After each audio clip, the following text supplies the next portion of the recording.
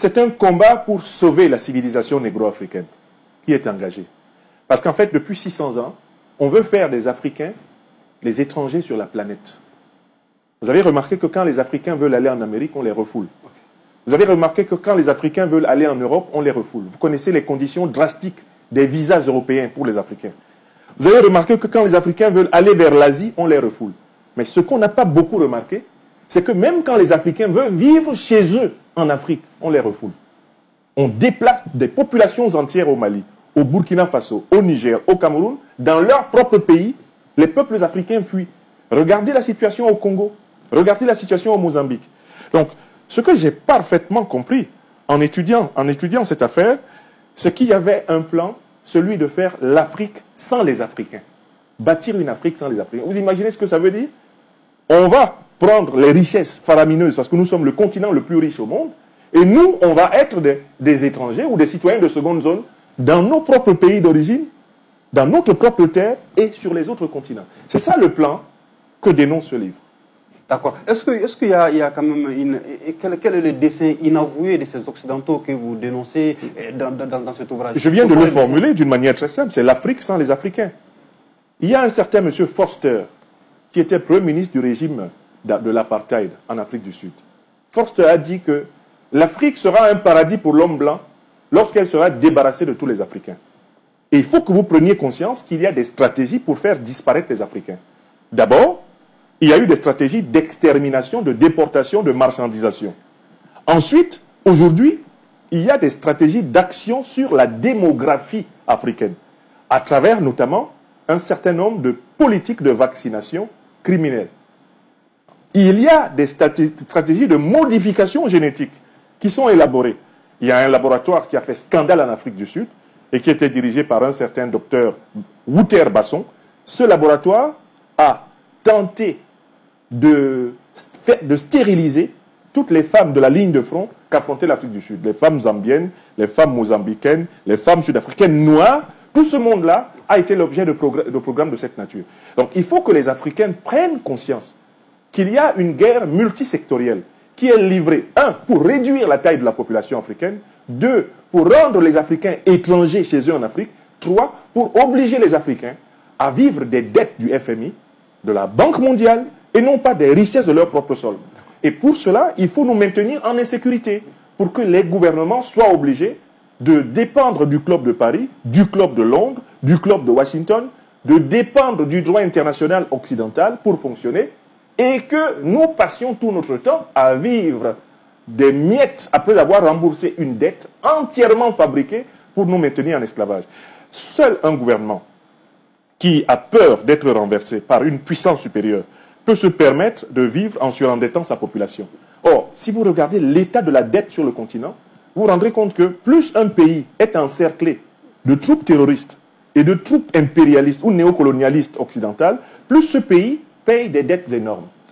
Donc en fait, nous sommes là dans une véritable stratégie de maintien de l'Afrique dans la pauvreté, dans la subalternité au niveau international, afin de poursuivre son exploitation éhontée. Très bien. Alors, professeur, après avoir justement dénoncé cette campagne de déstabilisation de l'Occident contre l'Afrique, vous l'avez rappelé tantôt, vous dites que le dessein, c'est de faire de l'Afrique un continent sans Africains. Sans les Africains. Ouais. Alors, dans la même optique que vous enchaînez, vous dites, vous mettez toute l'Afrique face à ses responsabilités, oui, et vous appelez même les Africains à s'unir pour combattre, l'impérial terrorisme ou se résoudre à disparaître.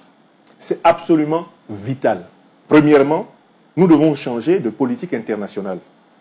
Les pays africains doivent développer des alliances fortes avec les pays qui ne nous ont pas colonisés, les pays qui ne nous ont pas esclavagisés, les pays qui ne financent pas, n'arment pas, ne médiatisent pas les groupes terroristes contre nous. C'est avec eux que nous devons prioritairement développer des relations diplomatiques. Deuxième élément important, nos systèmes judiciaires doivent s'emparer des actes abominables qui sont posés contre nous. Prenons un exemple tout simple. L'OTAN a détruit la Libye en association avec Al-Qaïda et l'État islamique. Nous sommes déstabilisés depuis lors au Mali, au Burkina, au Niger. Ça arrive même maintenant au Cameroun, au Nigeria, en Côte d'Ivoire, au Bénin, au Togo. Qui paye pour cela? Nos juristes et nos magistrats doivent s'en emparer. Il faut ouvrir les grands procès. 1, pour les crimes négriers. 2, pour les crimes coloniaux. 3, pour les crimes néocoloniaux. Et 4, pour les crimes terroristes. Il faut que toute notre société soit en éveil pour résister contre cette ignominie. Ça, c'est le deuxième point.